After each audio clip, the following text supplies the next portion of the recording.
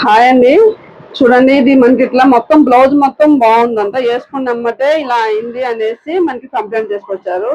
ఇది ఎంత మాత్రం టైలర్ తప్పు కాదండి, ఇది క్లాత్ లోనే ప్రాబ్లం అనమాట. ఇలాంటి కొన్ని క్లాత్లు ఏమైందంటే పీస్ వేసినప్పుడు పీస్ పడకపోతే ఎట్లా ఏం కాదు, పీస్ ఎక్కడైనా అటాచ్ చేసినప్పుడు మాత్రం కంపల్సరీ ఇట్లా ఊడిపోద్ది అనమాట, పిగులుతుంది అంటారు చూసినాం మన భాషలో. దానికి దీని సొల్యూషన్ ఏంటి అంటే, మనం ఇలాంటి క్లాత్లు పట్టు క్లాత్లు కుట్టేటప్పుడు ముందే పేస్టింగ్ క్లాత్ దొరికింది మనకి. దీనికి సపోర్టింగ్ గా పేస్టింగ్ క్లాత్ వేస్తే ఈ పిడిలే రాదనమాట.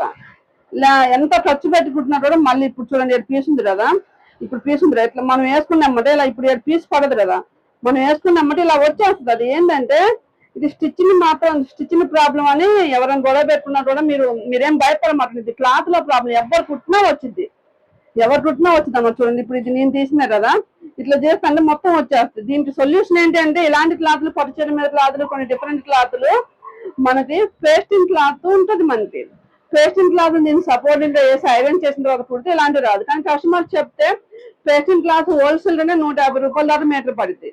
అలా వేయాలంటే వాళ్ళు ఒప్పుకోరు. కానీ అలా వేస్తే మాత్రమే పట్టు క్లాత్లు అవుతాయి, లేకపోతే కంపల్సరీ పిగులుతాయి అనమాట. ఇక్కడ ఒక్కసారే కాదు, మనకు ఇక్కడ కూడా పిగులుతుంది. కొన్ని రోజులైన తర్వాత టైట్ పడితే కంపల్సరీ చేయి కాకుండా పిగులుతుంది. టైలర్ తప్పు ఎంత మాత్రమో కాదు.